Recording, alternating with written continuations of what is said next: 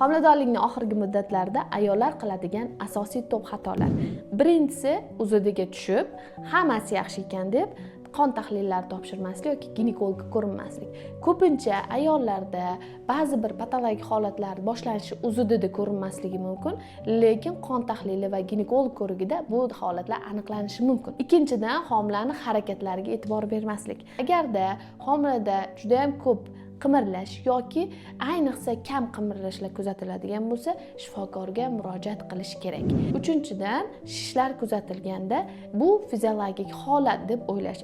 Agarda sizda shishlar kuzatiladigan bo'lsa, albatta shifokorga ko'rinishingiz kerak. Kelajakda homiladorlik gipertenziya buzilishlari yoki og'ir preeklamsiya, hatto eklamsiyaga olib kelishning signal belgisi hisoblanishi mumkin. To'rtinchidan, har qanday ta'sirlarga nisbatan asabiylashish. Asabiylashish har xil patologik, homilada ham patologik holatlarga olib kelishi mumkin.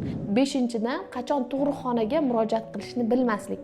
Agarda homilador ayolda katta muddatlarda jigar rangmi, qonli ajralmalar qanaqa bo'lishidan qat'iy nazar qonli ajralmalar keladigan bo'lsa, agarda suv ketayotgan, dardingiz yo'q bo'lsa ham suv ketayotgan bo'lsa yoki muntazam tug'ruq faoliyati boshlangan bo'lsa yoki o'tib ketmaydigan qorin pastidagi og'riqlar kuzatiladigan bo'lsa, albatta tug'ruqxonaga murojaat qilishingiz kerak. Va eng oxirgisi muhimi, homiladorlikning oxirgi muddatlariga bepisandlik bilan qarash. Ko'pchilik ayollar o'ylaydi, homiladorlik birinchi trimestrini, ya'ni 12 haftagacha bu xavfli kritik holat, undan keyin hammasi yaxshi bo'ladi deb o'ylaydi. Unaqa emas. Ko'pchilik ayollarda katta muddatlarda ham homila o'smay qolishi yoki muddatdan oldingi tug'ruqlar kuzatilishi holatlari ko'p kuzatiladi.